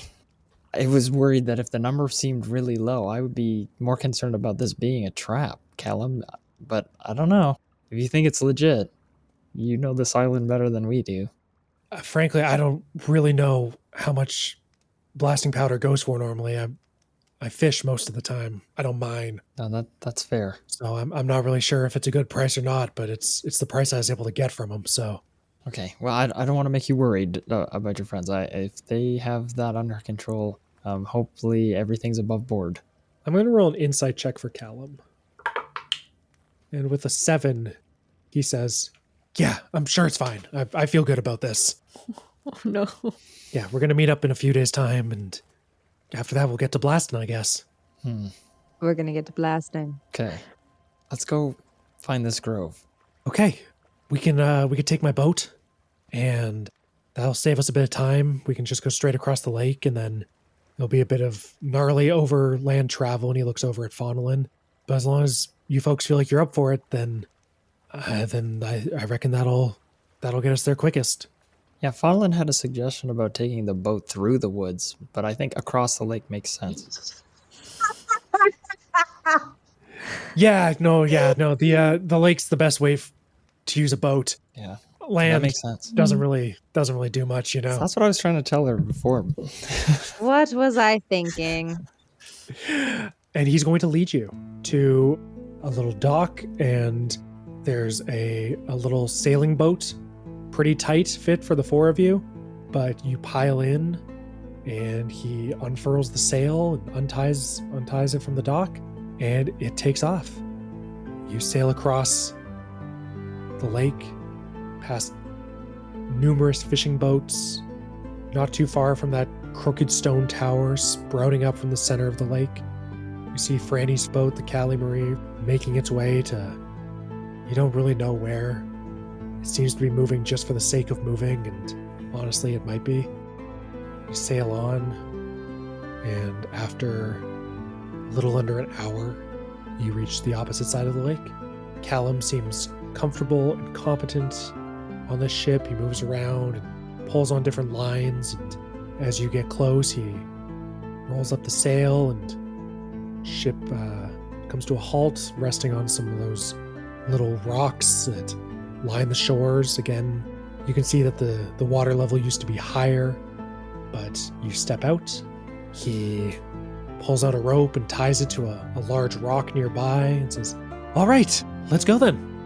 If we hurry, we can probably reach the grove by sundown or sunsplosion, and probably want to sleep there, and can probably be back here by lunch tomorrow." All right, lead the way, Callum. Mm-hmm. Okay, follow me. And he sets off. Could I get a group survival check? Traverse the island. Fun. Nice. Can I get advantage if I'm climbing on Clay's back? If Clay is carrying me. Can I give Clay advantage by having Clay carry me? Clay can have disadvantage and you can have advantage. Nice. Yep, let's do that. I'm rolling with disadvantage. Apparently. Okay. Yeah. My first roll was so good, though. Oh, my second roll was better. Man, I'm rolling good today. You're welcome. I got a 21. I got a 17 plus 17. 4, so also 21. Okay. Dang. Yo! This system works somehow. Yeah, it works. You're like walking, and I'm like using my umbrella to clear branches and cobwebs in front of you. Oh, that's nice. Yeah.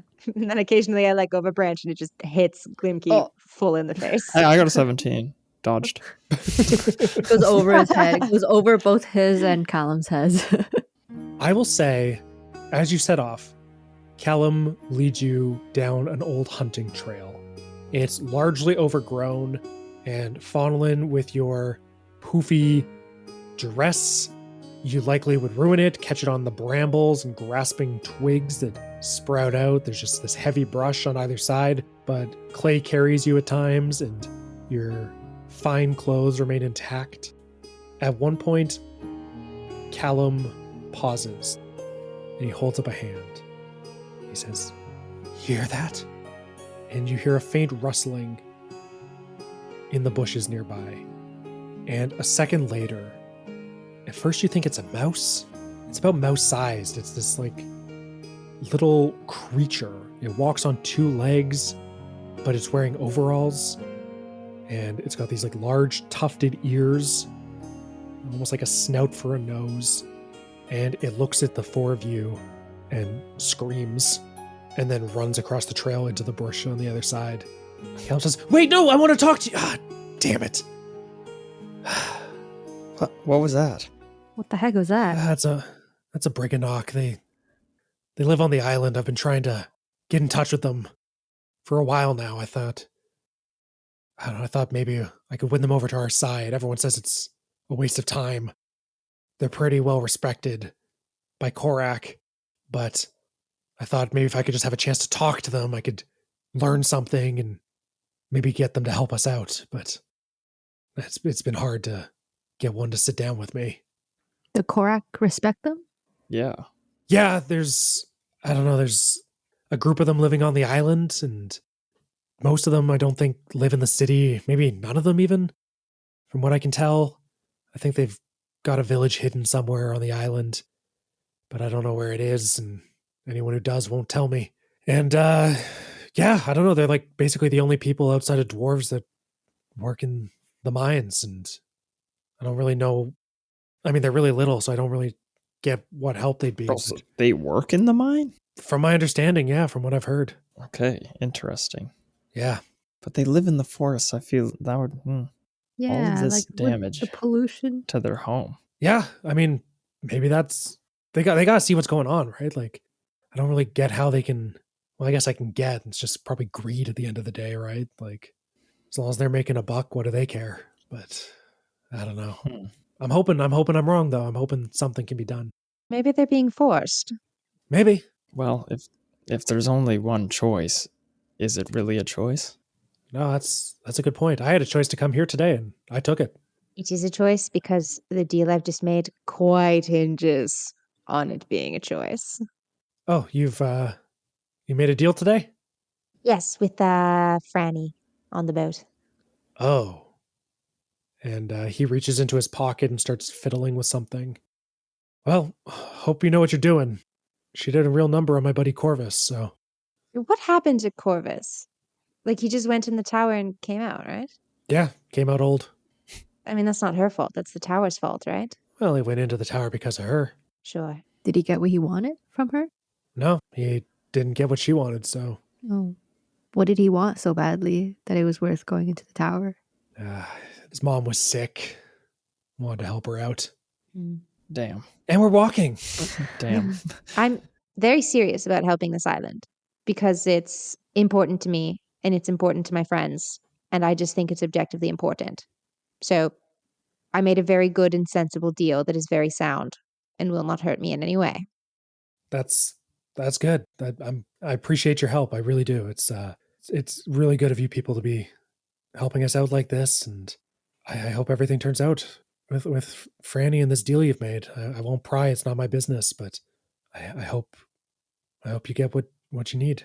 Callum, I guess I've never really asked, but aside from those 4 people that you were with in the basement, or 3 people, is there anybody else that's part of this cause? Like, how big is your organization here?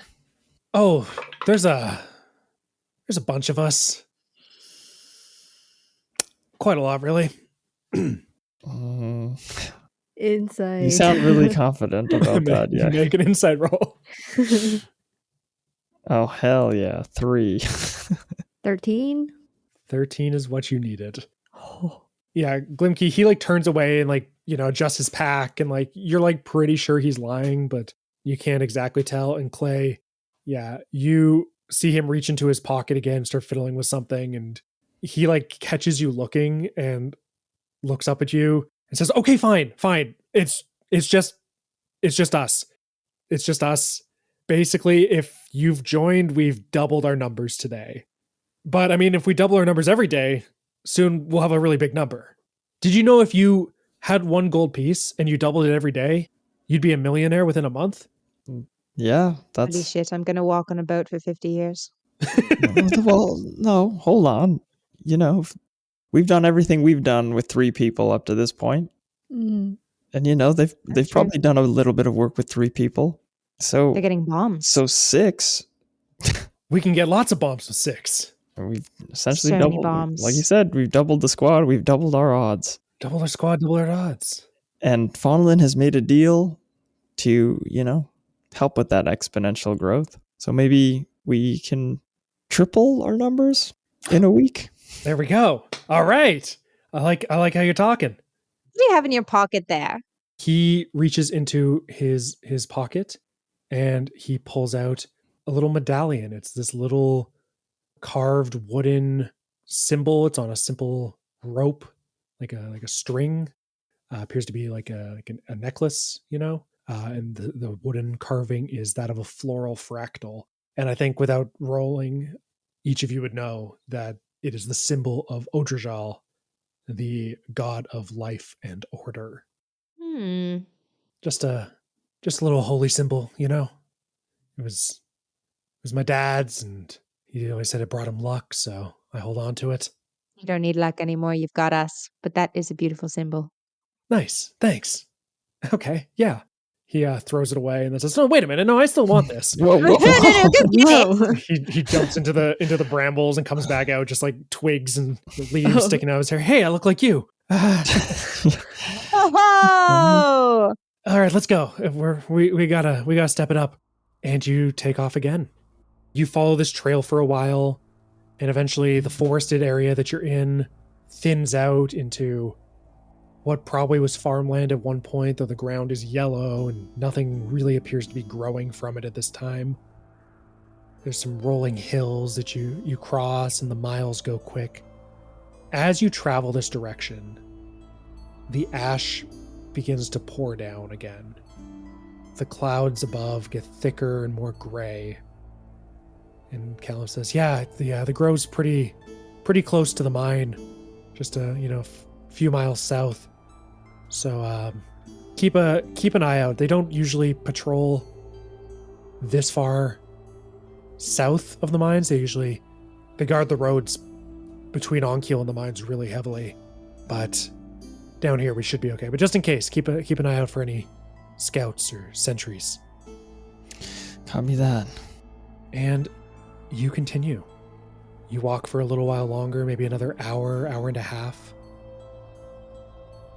until you see, sort of just as you crest a hill, you see a forest, a grove laid out before you. It's not all that big, and the trees are gray. They are leafless, not a bud upon them. It is a dead forest. Callum says, yeah, this is it. This is Edigan's Grove. It, like you said, I remember when I was a kid, there was a bunch of that plumeria growing here, but now it is how you see it. But I guess we can look around and see what we can find, right? Sorry, you said that the grove is also covered in this ash too? The ash is like pouring down, yeah. So it's like, wow.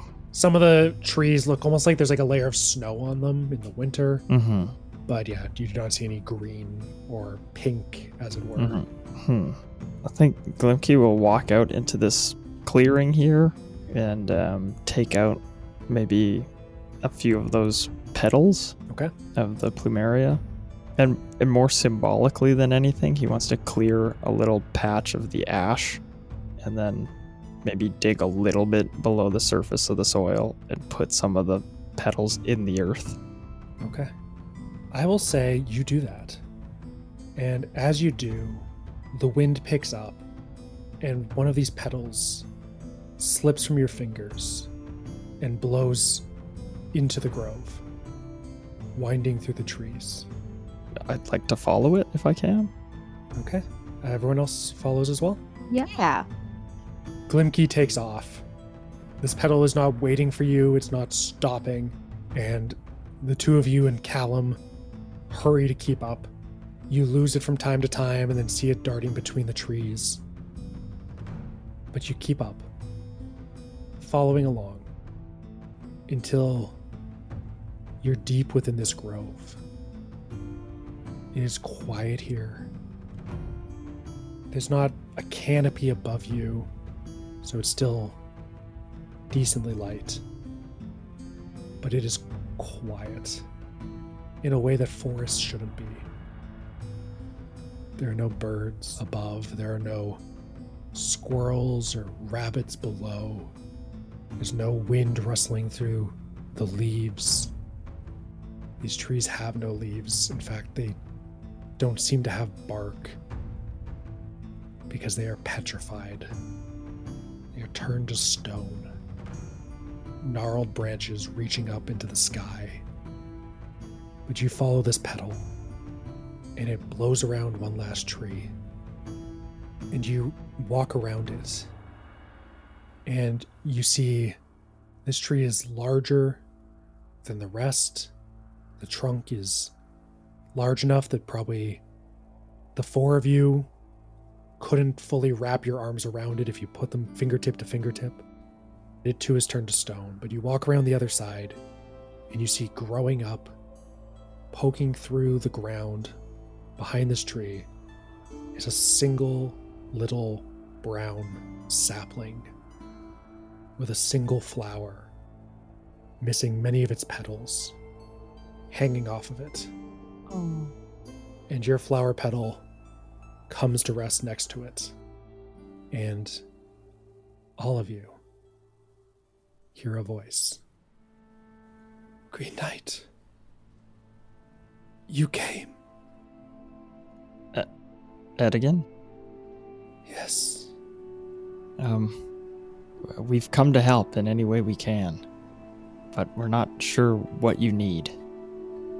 Anything, any insight to give you some more strength, because to be honest, we could use your help too. I cannot last long. Not in my current state.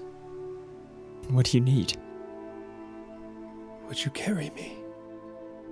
Carry me as you carry Mulare. Sorry, what? Let me root amongst his leaves, and that may preserve me for a time. Glimki looks back at the party. Faunalyn is mouth agape because you have described your relationship with Mulare as very possessive. Yeah. But you said Mulare wants to help this spirit also. Mulare needs this spirit's help. Yeah. And bring you where? What do you need? I felt so much love for your kind. They came here and they were filled with endless fascination. Every twig, every blade of grass filled them with such joy and wonder.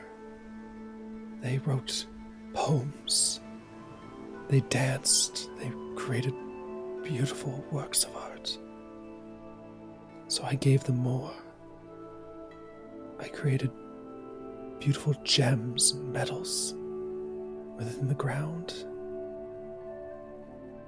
There's a piece of myself buried deep within this island. I can't reach it on my own. But if you would bring me there, and if this destruction would stop, in time, I think I could recover my strength.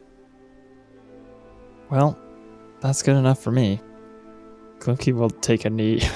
I guess try to clear away the ash and soil to reveal this little plant's roots and try to gently pull it from the earth.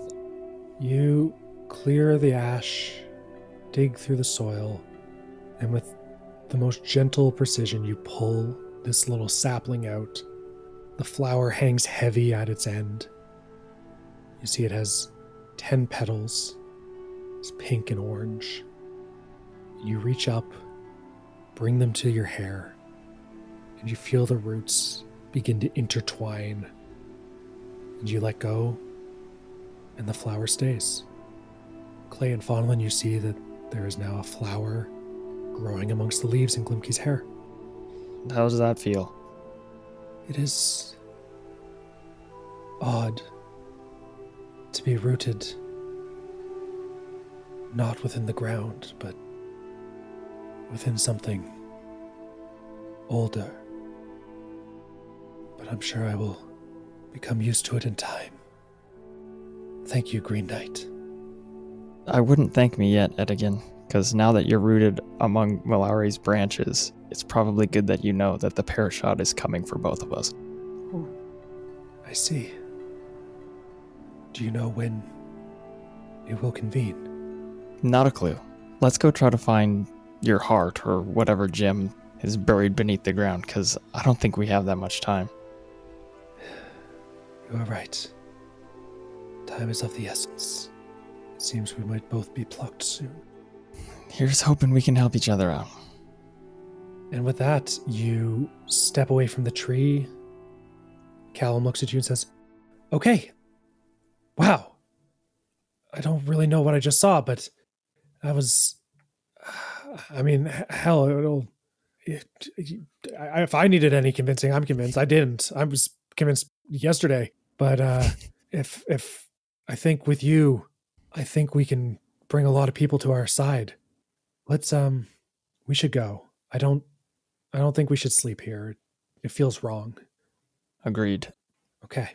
The 4 of you, or perhaps 5, set off the way you came, walking amongst these dead trees, ready to leave this grove and eventually return to civilization.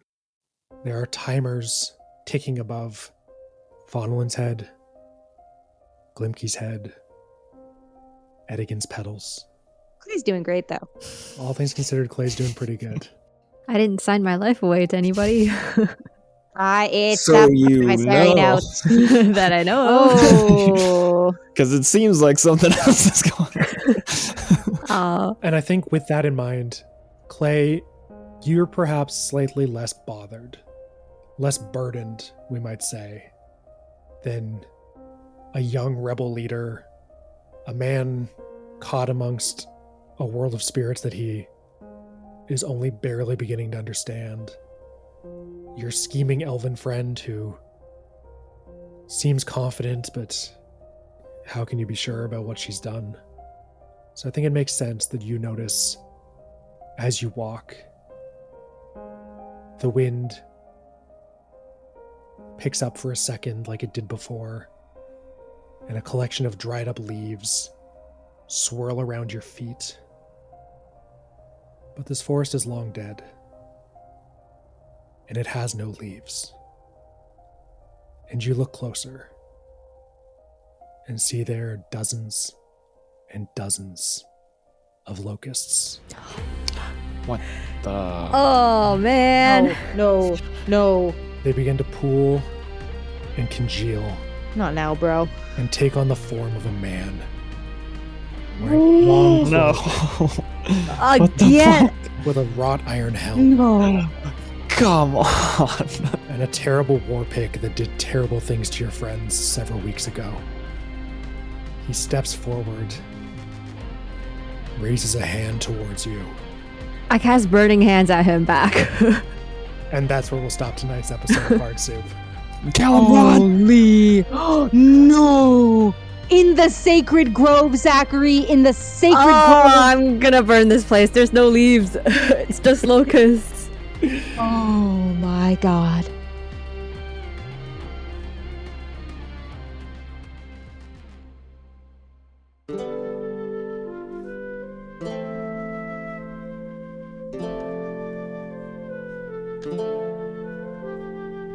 Thank you so much for listening to this episode of Bard Soup. I am your talking quiet so as not to wake up his lovely partner, Dungeon Master Zach, and I have been joined by Prima Zhao as Clay Campbell, Jordan Johnsen as Glimki Treefellow, and Shannon Meikle as Faunalyn Vaydark. If you liked this episode, you know what to do. Why haven't you done it already? Leave us a 5-star review on Apple Podcasts or Spotify. Follow the show at Bard_Soup on Instagram or TikTok. Maybe start a fan club while you're at it. We'll be back in 2 weeks with Chapter 30, the big 3-0. And I can promise you, it's a spooky one. It's October. But until then, stay frosty, don't get spooked, and we'll see you then. Bye-bye.